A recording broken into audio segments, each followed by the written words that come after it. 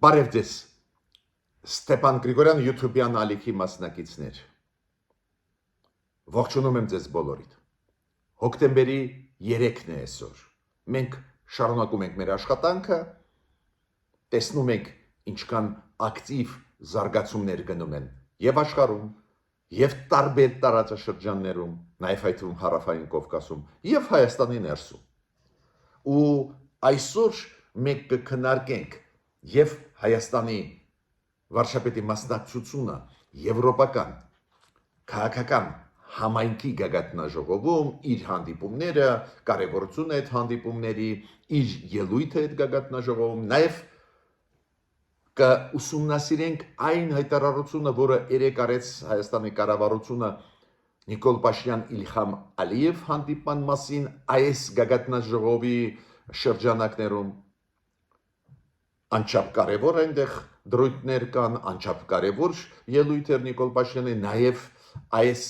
դեմոկրատական աշխարհի ֆորումում անպայման այսօր նաև կխոսենք մի քանի հարցերի հետ կապված ներքին քաղաքականությունից։ Դուք գիտեք, պարլամենտական ընդդիմադիր երկու ֆրակցիաները, ինչքան հասկանում եմ, կոնսենսուսի եկան սկսել իմպիչմենտի պրոցեդուրան, իմպիչմենտի քայլերը անվստահություն հայտնել գործող կառավարությանը։ Կառավարությունը նախաձեռնությունով, ավելի ճիշտ իշխող ուժի ֆրակցիան նախաձեռնությունով հանդես եկավ ազգային ժողովում, ողջուն ընդունելու հայտարարություն, որը ողջունում է հայ-ադրբեջանական այդ խաղաղության process-ը, պետք է մտածենք ինչի հետ է կապված, որ դա արվեց, միջդեռ դեր խաղաղության պայմանագիրը վերջնական ստորագրված չի ու չի բերված ազգային ժողով վավերացման համար։ Ուրեմն մենք տեսնում ենք եւ ներսում Հայաստանի բուրըն զարգացումներ եւ ակտիվ մեր քաղաքականությունը աշխարհի հետ, նայենք դա ինչ է նշանակում, ուր է մեզ տանում։ Ուրեմն սկսում ենք մեր այսօրվա աշխատանքը, ես պետք է խնդրեմ ձեզ բաժանորդագրվել, կիսվել, լայքել, օգնել մեր Ստեփան Գրիգորյան YouTube-յան ալիքին, քանի որ մենք իրոք մեծ աշխատանք ենք տանում։ Այ եթե դուք նկատել եք, ես պարբերաբար ասում եմ նրա մասին, որ պարբերաբար YouTube-յան այդ ալգորիթմը, այդ համակարգը շատ կարևոր տարածելու համար օբյեկտիվ ինֆորմացիան Հայաստանի մասին դանդաղ է աշխատում հենց հայկական ալիքների համար։ Ու դա արտահայտում է այն դաժան պայքարը ինֆորմացիոն դաշտում, որը գնում է։ Ուրեմն Հայաստանի դեմ կամ առանձին YouTube-յան ալիքների դեմ դեմոկրատական, կառուցողական գնում է պայքար Ադրբեջանից, Ռուսաստանից, այլ տեղերից ու YouTube-յան ալիքը պաշտպանելու համար այդ կայքերը ստիպված է դանդաղեցնել աշխատանքը միջև ուսումնասիրի ինչ է կատարվում։ Տեսեք ինչ դաժան պայքար է գնում ինֆորմացիոն դաշտում։ Ուրեմն ցեսանից է կախված ինչքան էֆեկտիվ կտարածվի այդ ինֆորմացիան։ Ձեր լայքերից, կիսվելուց, բաժանորդագրվելուց։ Ուրեմն խնդրանք սա ակտիվ գործեք։ Էդ էլ հաշվի առնելով, որ Ստեփան Գրիգորյան YouTube-յան ալիքի այդ ինֆորմացիան միշտ լինում է բազմակողմանի, օբյեկտիվ, ստուգված, վերստուգված մեր հայությունը, սփյուռքայությունը, արցախայությունը, բոլոր առանց բացառությամբ Հայաստանի Հանրապետության քաղաքացիները պետք է ունենան բազմակողմանի ինֆորմացիան, որ դիմադրողականությունը մեր ժողովրդի մեծանա, քանի որ հաճախ ոչ թե բանակներով իրար դեմ կռվում են պետությունները կամ ուժային քայլեր իրար դեմ արվում են, այլ ինֆորմացիոն հիբրիդային մեթոդներով թույլատրվում են պետությունները, հասարակությունները։ Հիմա սկսում ենք մեր այսօրվա աշխատանքը, դուք գիտեք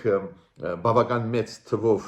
ոչխարներ Ադրբեջանի տարածքից տեղափոխվեցին Հայաստանի տարածք ստոտկի ուղղությամբ։ Ես կասեի այդպես խախտեցին մեր սահմանները, բայց ոչխարների դեպքում պարզ է արձագանքը այլ է լինում, մերոնք վերադարձրեցին ադրբեջանցիներին իրենց ոչխարներին։ Բավական պարզվեց մեծ թվով ոչխարներ անցան հայկական կողմ, մերոնք վերադարձրեցին։ Դա ճիշտ կայլ է, գիտեք, եթե մենք ուզում ենք, որ խաղաղություն լինի, միշտ այս ձևի հարցեր լուծվում են կամք դրսևորելու միջոցով։ Վերադարձրեցինք, ցույց տվեցինք, որ մենք պլանավորում ենք խաղաղություն հաստատել մեր հարևանի հետ, նաև այս ձևի հասարակ հարցերում։ Ես ասեցի ձեզ, որ մենք անպայման մի քանի հարցեր ներքին քաղաքականությունից կքննարկենք, կարճ, այդ կարևոր հարցեր են, դա է պատճառը կքննարկենք, էլի ժամանակ կլինի մանրամասն քննարկել այս ներսում գնացող Հայաստանի process-ներին, քանի որ մոտավորապես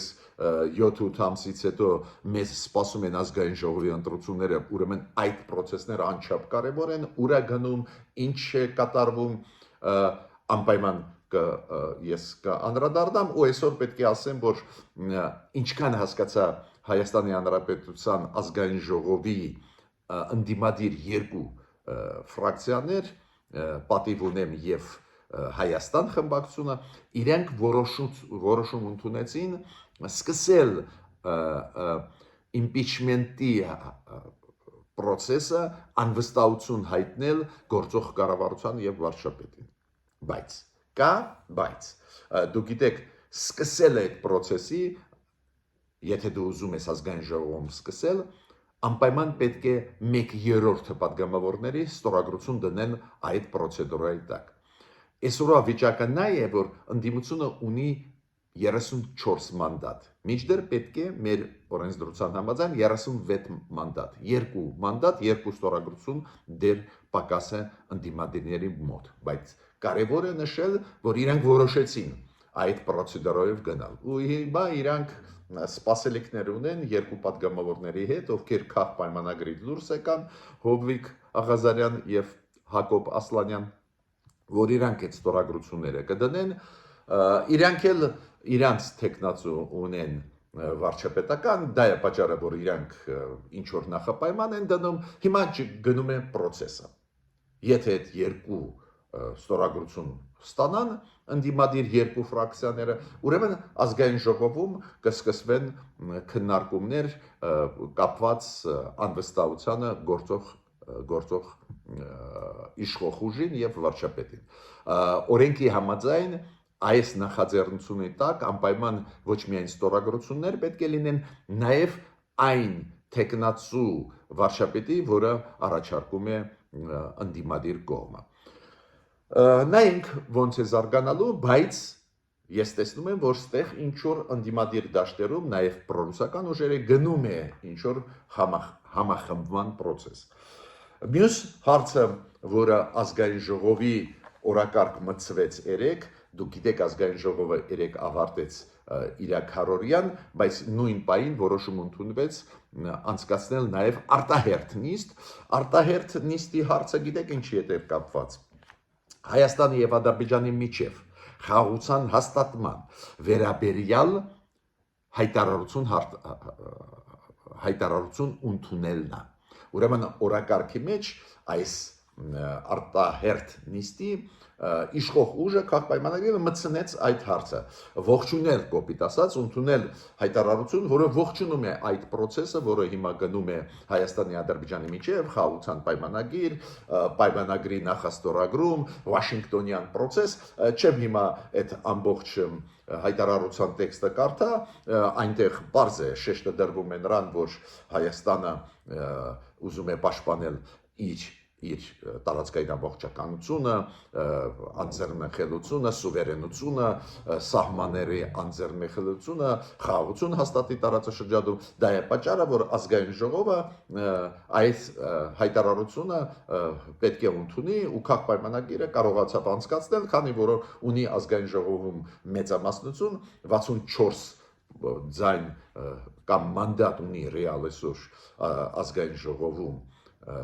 քաղ պայմանագիրը ու անցկացրեցին, պարզ է այդ 64-ը կողմ ուղարկեցին, մինչդեռ պետք էր միայն 54 ձայն մեր օրենսդրության համաձայն մեզ մոտ 107 падգամավոր է, կեսը դա 54 ձայն է, կեսից ավել, ստեղ 64 ձայն հավաքեցին։ То есть իշխող ուժը այդ հայտարարությունը, որը ուզում էր անցկացնել, անցկացրեց եւ պետք է ասեմ, որ ընդդիմադիր երկու ֆրակցիաներ չմասնակցեցին, քանի որ իրանք ասեցին, այդ ամբողջ process-ը իմիտացիա է, այդ ամբողջ process-ը չի ներկայացնում ժողովրդի կարծիքը, ներկայացնում է այս խմբի դիրքորոշումը միայն գործող իշխող ուժի։ Երկու падգամավոր ձեռնապահ է, ես ենթադրում եմ, որ այդ երկու падգամավորները այն падգամավորներ են, որոնք դուրս եկան այս երեք ֆրակցիաներից։ Հիշում եք, երկու падգամավորներ այս ժամանակահատվածում դարձան անկախ падգամավոր դուրս գալով քաղ պայմանագրից ու երկու падգամավոր դուրս են եկել ընդդիմադիր դաշտից, այդ 4-ից 2-ը մասնակցեցին ու ձեռնապահ քվեարկեցին։ Բայց բոլոր առած բացառությամբ 64 անդամները խմբակցության քաղ պայմանագրի պարզակողմ քվեարկեցին, այդ իրենց նախաձեռնությունն է։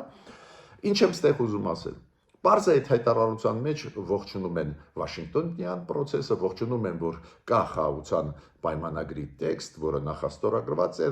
ստեղ հատուկ շեշտը դրված է, որ Հայաստանը նաև այդ process-ում է, քանի որ տարածքային ամբողջականությունը, սուվերենությունը նաև կոմունիկացիաների հետ կապված, բացման կոմունիկացիաների հետ կապված տարածվում է, հարգվում է, էսա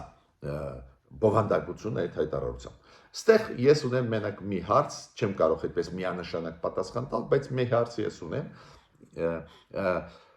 Դու գիտեք, սովորաբար ոնց է լինում։ Ադրբեջանի վերջնական ստորագրումից հետո խաղաղության պայմանագրի Հայաստանը ասում է նախաստորագրվեց, մենք պատրաստ ենք այսօր էլ վերջնական ստորագրում դնել, Ադրբեջանը ձգձգում է, երբ որ Ադրբեջանը վերջնական ստորագրի խաղաղության պայմանագիրը Հայաստանի հետ միասին, այդ խաղաղության պայմանագրի տեքստը պետք է բերվի ազգային ժողով Հայաստանի եւ Միլի Մեջլիս Ադրբեջանի ռատիֆիկացիայի համար, վավերացման համար։ Դրան վավերացումից հետո ստորագրում են նախագահները երկրների, այդ փաստաթուղթը ուժի մեջ կմտնի։ Ուրեմն ազգային ժողովը պետք է մտներ այդ խաղի մեջ միայն դրանից հետո, երբ որ Ալիևը վերջնականորեն համաձայնվեր ստորագրել խաղաղության պայմանագրը։ Հիմա ինչու մերոնք մի քիչ առաջ են գան, ես ենթադրում եմ, որ դա կապված է նրա հետ, որ մերոնք անընդհատ ցույց են տալիս աշխարհին, որ մենք ուզում ենք, անընդհատ ցույց են տալիս, որ մենք պատրաստ ենք ստորագրել։ Դա բավական բարդ վիճակի մեջ նաև Ալիևին դնում է։ Հիմա Ալիևը մերոնք այդ անցկացրեցին ազգային ժողով։ Հիմա Ալիևը չի կարող ասել, գիտեք ինչա, մենք էլ չենք ուզում դա անել։ Ավտոմատ դա նշանակում է, որ ինքը ինչ որ խաղ է տալիս։ Ավտոմատ դա կնշանակի, որ Եվրամիությունը Միացյալ Նահանգները կլարվեն Ալիևի նկատմամբ։ Ես ավելին ձեզ ասեմ, Ալիևը պարզ է դեր չի պատասխանե Նիկոլ Փաշինյանի այն պնդումներին, որ այդպես կոչված Զանգեզուրի միջանցքը սխալ է օգտագործել, Նիկոլ Փաշինյանի այն պնդմանը, որ պետք է մարդիկ, ովքեր հիմա գտնվում են բանտերում Ադրբեջանի ազատ արձակվեն, ինքը չի պատասխանում, քանի որ վախում է Միացյալ Նահանգների եւ Եվրամիության արձագանքներից Իլհամ Ալիևը։ Ուրեմն կարծում եմ, որ մերոնք անցկացրեցին այս նախագիծը, այս հայտարարությունը ազգային ժողովով երեք, հենց դրա համար, որ Ալիևը կոպիտ ասած փախչելու տեղ չունենա, չգիտեմ կաշխատի դա Ալիևի դեպքում թե ոչ, բայց ժամանակը ցույց տվեց, որ ստացվում է Ալիևին բերել գոնե մասամբ ավելի կառուցողական դաշտ։ Ու ավելին պարզ է, որ Ալիևը չէր կարողանալու կոշտ խոսել, օրինակ նույն Կոպենհագենի գագաթնաժողովում, քանի որ դա ընդունված չի Եվրոպայում եւ Միացյալ Նահանգներում, ավելի կառուցողական ընդունված է գործել։ Այս ներքին քաղաքականության զարգացումների մասին մի քանի մտքերով ուզում եի ձեզ կիսվել, հիմա խոսենք ինչ կատարվեց Կոպենհագենում գագաթնաժողովում։ Պարզ է, որ այնտեղ հանդիպումներ տարբեր կայացան, օրինակ Նիկոլ Փաշինյանը պարզ է, որ հանդիպեց տարբեր երկրների ղեկավարների հետ, օրինակ նույն Էմանուել Մակրոնի հետ, հանդիպեց Նիկոլ Փաշինյանը նաև Վրաստանի վարչապետի հետ, Իրակլի Կոբախիձեի հետ, հանդիպեց Ալբանիայի վարչապետի հետ, Էստոնիայի վարչապետի հետ, հանդիպեց Իտալիայի վարչապետի հետ, դա շատ դուք գիտեք, այդ կիդը Ջորջ Մելոնին շատ հետաքրքիր անձնավորություն է, ինչ ու իր հեղինակությունը Եվրոպայում բավական բարձր է, այդ կարելի է միայն ողջունել կարելի է հանդիպումները նաև Եվրոպական միության ղեկավարների հետ, նախագահ Կոշտուի հետ, Ուրսուլա ֆոն դեր Լայենի հետ, Եվրոհանձնաժողովի ղեկավարի այդ պաշտոնը համապատասխանում է Եվրոմիության վարչապետի պաշտոնին, ինքը նաև հանդիպեց Նիկոլ Փաշինյանը Եվրոպարլամենտի ղեկավարի հետ, այդ բոլոր հանդիպումների մասին մանրամասն չեմ խոսալու, դուք հասկանում եք ինչի մասին պետք է եվրոպացիների հետ խոսել Նիկոլ Փաշինյանը եւ խաղաղության այդ օրակարգի մասին եւ Եվրոմիություն Հայաստան հարաբերությունների մասին, պարզ է նյուանսներով խորացված միայն կարելի է դա ողջունել։ Նաև շատ կարևոր է եւ ողջունում եմ, որ Նիկոլ Փաշինյանը հանդիպեց Ուկրաինայի նախագահ պարոն Զելենսկու հետ, իրոք դա էլ անչափ կարևոր է։ Ես պետք է ասեմ, որ Նիկարագուա կա այս ձևի երկիր, որը ճանաչեց Ղրիմը եւ այն 4 շրջանները, որ Ռուսաստանը ուժով գրավեց որպես Ռուսաստանի տարածքներ, Ուկրաինան խզեց իրաց այդ հարաբերությունները, ուրեմն Ուկրաինային աջակցել նույնիսկ հանդիպումով, նույնիսկ անցկացնելով կառուցողական հանդիպում շատ կարևոր է։ Ես պետք է ասեմ, որ անդրադառնալով, վերադառնալով Նիկոլ Փաշինյան Իլհամ Ալիև հանդիպան միջև գագաթնաժողով, գիտեք, այդ նիստը Իլհամ Ալիևը եւ Նիկոլ Փաշինյանը զրուցեցին։ Բավական երկար զրույց էր, ինչքան հասկացա, ու մեր կառավարությունը ներկայացրեց 3 հաղորդագրություն այդ հանդիպումից։ Մերոնք ասեցին, որ կողմերը Փաշինյանը եւ Ալիևը նշեցին կարևորագույն դերը այդ Վաշինգտոնյան process-ի, Դոնալդ Թրամփ այդ ուղու մասին, իրանք ասեցին, որ երկուսն են, որ պատրաստ են շարունակել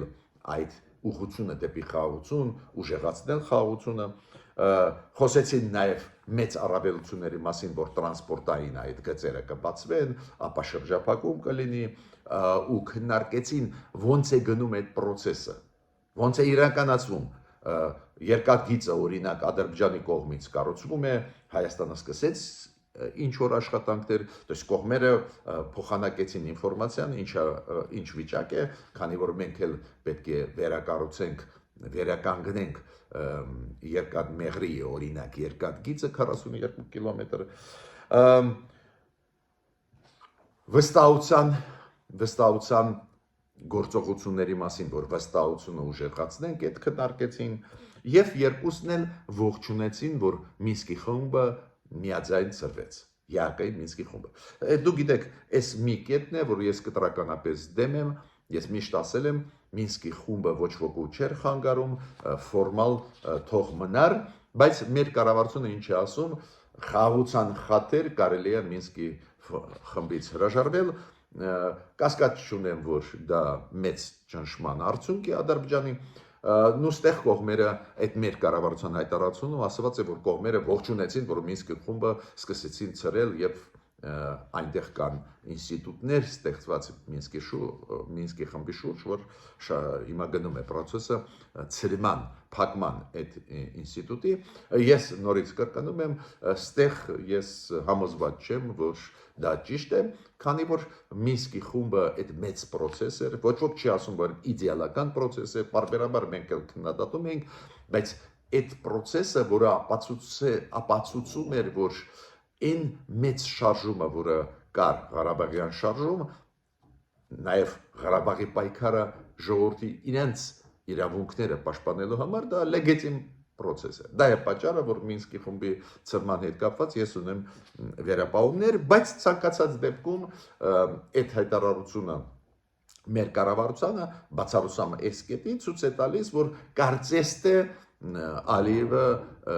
հակված է կառուցողական աշխատանքի, էդ էլ հաշվի առնելով, որ դա եղել է Կոպենհագենում, այլ բան էլ չէր կարող լինել։ Ես օրինակ սպասում եմ, որ Կոպենհագենից հետո Իլհամ Ալիևը կպատասխանի այն ասածին Նիկոլ Փաշինյանի, որը վերաբերում է այդպես կոչված Զանգեզուրի միջանցքի, քանի որ Իլհամ Ալիևը կուլ չի տա այն, ինչ ասեց Նիկոլ Փաշինյանը ու տեղադրեց շատ լավ Իլհամ Ալիևին։ Նիկոլ Փաշինյանը հիշում եք, որ ասում էր, այդ ճանապարհը դա Թրամփի ուղու ճանապարհն է, այլ ոչ թե Զանգեզուրի այդպես կոչված միջանցք, էլի հարցեր բարձրացրեց Նիկոլ Փաշինյանը։ Ես կարծում եմ այս գագաթնաժողովից հետո Ալիևը մեզ կպատասխանի, բայց դեր process-ը բավական կարծես թե կառուցողական դաշտից ուժեղ դուրս չի գալիս, ես այդպես կձևակերպեմ։ Արարատ Միրզոյանը իր էքսում գրեց, որ ինքը ողջունում է, որ այդ Կոպենհագենում Նիկոլ Փաշինյանը ելույթ ունեցավ, մեծ process է ու ողջունում է ու ուրախ է, որ մենք կընդունենք այս եվրոպական քաղաքական համայնքի գագաթնաժողովը Երևանում, պետք է ձեզ ասեմ, որ ֆիքսվեց օրը, դա 2026 թվականի մայիսի 4-ին կլինի։ Նիկոլ Փաշինյանը իր ելույթում էր ասեց, մեծ պատիվ է մեզ համար այս ձևի ֆորում, այս ձևի լիդերներ ընդունել, ու Նիկոլ Փաշինյանը ասեց, բայց մենք հրավիրում ենք ձեզ մայիսի 3-ից, քանի որ մեծ ընդունելություն ուզում են կազմակերպել եվրոպական առաջնորդների։ Այդպես է զարգանում իրավիճակը, շատ հետաքրքիր։ Հիմա պետք է ասեմ, որ Նիկոլ Փաշինյանը նաև ելույթ ունեցավ Կոպենհագենում, ակնհայտ է, որ այդ ելույթում ինքը նաև խոսեց այդ խաղաղության օրակարգից, նաև խոսեց նրա մասին, որ այս process-ում Վաշինգտոնյան հաջող process-ում ու ինքը պարզ է թրիփի մասին խոսեց, Թրամփի հետ ուղու մասին խոսեց, Վաշինգտոնյան պայմանավորվածություններից խոսեց, բայց ինքը շատ ճիշտ արեց Նիկոլ Փաշինյանը, որ նշեց, որ դա Եվրոպայից սկսվեց։ Հիշում եք Պրահան 2022 թվին, հոկտեմբերին, այն հարձակումից հետո Ադրբեջանի դեպի ջերմուկ։ Հիշում եք, որ Պրահայում գագաթնաժողով էր այս եվրոպական քաղաքական համայնքի, դա երկրորդ գագաթնաժողով էր նախաձեռնված Ֆրանսիայի կողմից, ու Պրահայում Էմանուել Մակրոնը,